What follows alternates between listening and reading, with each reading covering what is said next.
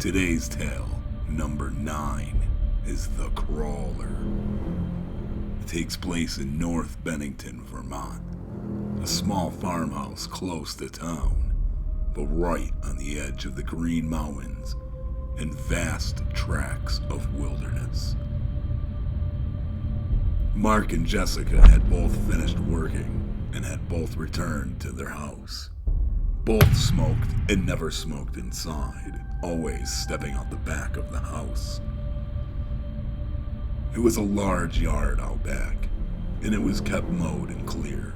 A long straight road ran its length on the left, and large tracts of wood surrounded the rest, connecting to the Green Mountains of Vermont and massive untouched wilderness. Because of its proximity to the woods, a wide variety of animals often made their way through. It wasn't uncommon to see raccoons, bobcats, boar, deer, or even bear. Sometimes during heavy rains, the bottom portion of the yard would flood and could become quite deep. Once, during an almost week-long rainstorm, it flooded the lowest part with over 4 feet of water. Standing there after the storm, Mark watched the water rushing past. It had turned into a rushing river, and the sound was loud. Normally there wasn't a river here, so the sight was odd. But it wasn't the water itself that struck Mark as odd, but rather where it was going. The house was situated on a hill, and the water should have run down the hill, or so Mark thought anyways. It wasn't, however, and it rushed into the woods that surrounded the yard.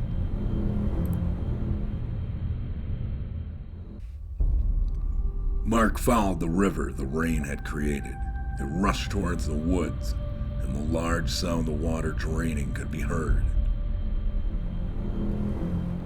Unable to locate where it was going, Mark brushed it off as a fluke of nature, and just wrote it off as another strange Vermont thing. And within hours, it was gone. The water had drained off the yard and left behind quite a mess of rocks and tree branches that had moved while it built up and rushed past. Mark returned and picked up the mess the water had made. Now that it was dry, he again tried to find where it had all gone. Stepping off the yard and into the woods, Mark followed the debris and damage that the rushing water had made. A couple of yards in, Mark found nothing but some large rocks semi-buried into the forest floor. There was a void in between, and peering in, he found his answer. The water had drained there into a cave system of some sort, with a very tight entrance. Not big enough for a person, but certainly large enough for the water to enter.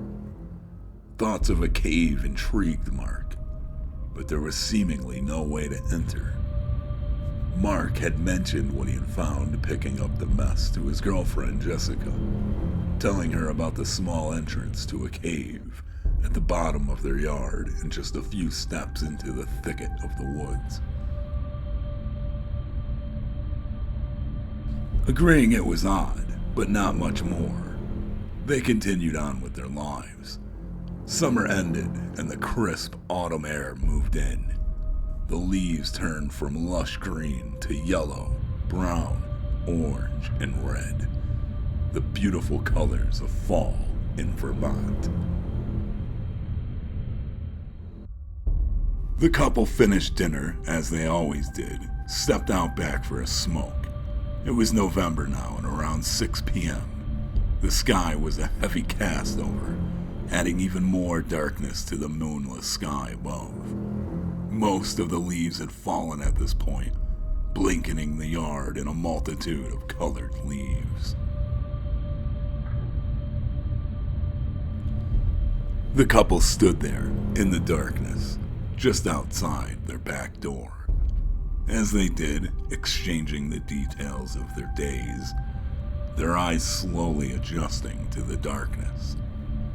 A loud crunching of leaves was heard by both.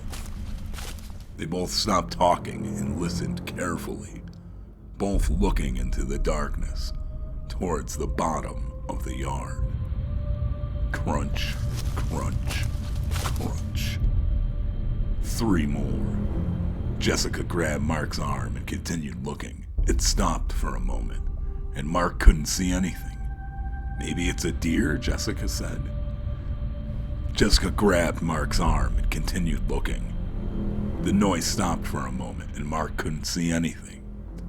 Jessica said nothing, continuing her gaze at the bottom of the yard. 3 more.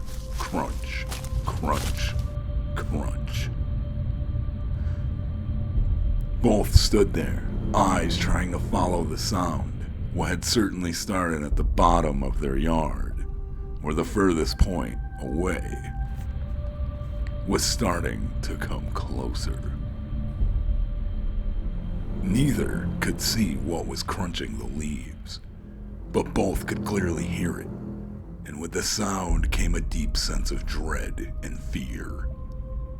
Now, of course, being in the dark and not knowing what a particular sound is can be frightening. This was very different, almost a primal fear. This couple was no stranger to the wilderness of this area. Both were born and raised relatively close to where they stood, and had encountered the local wildlife many times throughout their lives. They stood there silently, watching and listening. "It's coming closer," Jessica whispered to Mark, neither breaking their gaze. Just inside the house, they had flashlights and weapons, but standing there watching the darkness, they had nothing but their cigarettes. Crunch, crunch. 2 loud steps crunched the leaves again, and both followed the sound. "It is getting closer," Mark said quietly. Neither knew of an animal that would approach or stalk a human in this area, although there had been rumors of large cats being around. The couple stood there, motionless and watching, waiting to hear if the crunching of leaves would commence. Through divine intervention or pure chance, a car turned off the main road that ran the length of the couple's yard, and as it did so, its headlights swept across the blackness of the large backyard. And for a split second, the lights caught what was making the noise. And there, roughly halfway from the bottom of the yard to where the couple was standing, was a massive creature like nothing they had ever seen.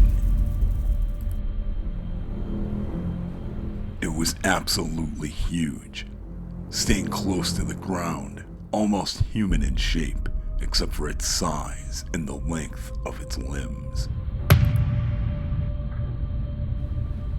It was very thin, and its bones were visible under its tightly stretched pale skin. It kept its body low to the ground, and its greatly extended arms and legs seemed to bend in ways a human could not. It buried its face to the ground when the lights hit it, and neither got a look at what its face looked like. Later, Jessica and Mark would say that it looked emaciated and hungry, noting that it was sure to hide its face. The car continued on its way, unaware of the insanity playing out in the yard it had driven by, and the couple stood in. The moment of light hitting the creature was very brief, and Jessica screamed when she saw it. Mark grabbed her arm and started running back to the house's back door. Jessica grabbed the large flashlight, and Mark got a rifle. Both returned outside. Jessica did wide sweeps with the high-powered flashlight, lighting up the backyard as Mike stood, rifle shouldered and following the light beams his girlfriend made, scanning the yard. There was nothing there, just a faint trail of disturbed leaves throughout the yard. "You saw it too, right?" Jessica asked, continuing to make sweeps of the yard with the flashlight.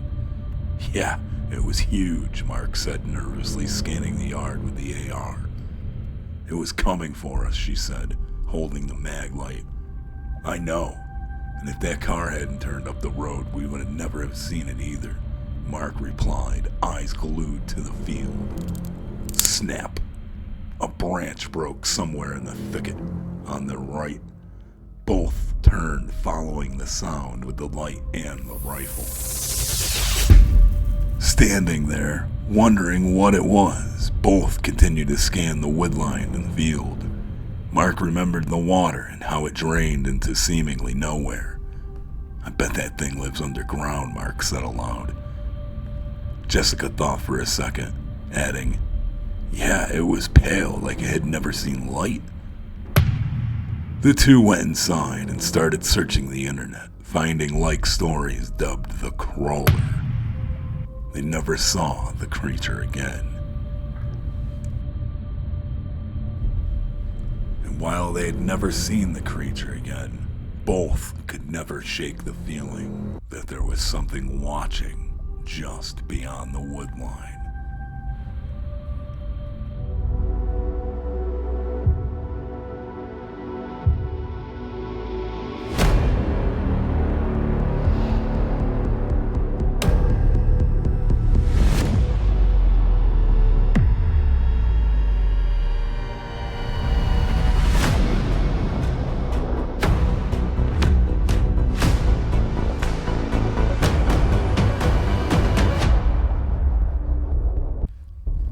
While researching the Crawler, they had also discovered that the area they lived in was called the Bennington Triangle, and that it had many strange occurrences happen over the years. There was even an instance where a man disappeared off a bus right in front of everybody, and nobody ever saw him again.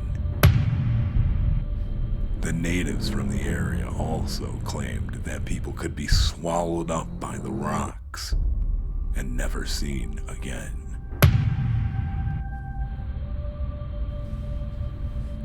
Both Mark and Jessica knew just how lucky they were that that car had turned up the road at that very moment. Had it not, we probably wouldn't even have this story to tell you right now. Well, that wraps up another True Tales of Terror.